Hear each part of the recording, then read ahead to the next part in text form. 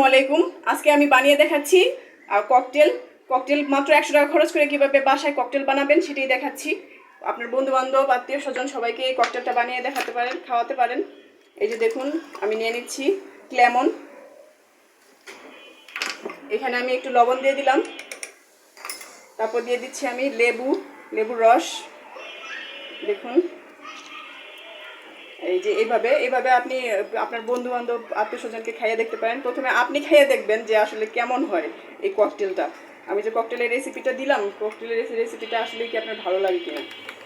এই যে দেখুন, এখন আমরা খেয়ে দেখব ককটেলটা ঠিক কেমন হয়েছে।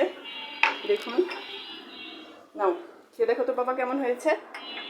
মনে খেয়ে দেখো তো, সেই মজা, কেমন হয়েছে। সেই স্বাদ। নর্মালি যেরকম খাওয়া ওরকম লাগতেছে নাকি ভালো লাগতেছে? ভালো লাগছে, ভালো লাগছে অনেক।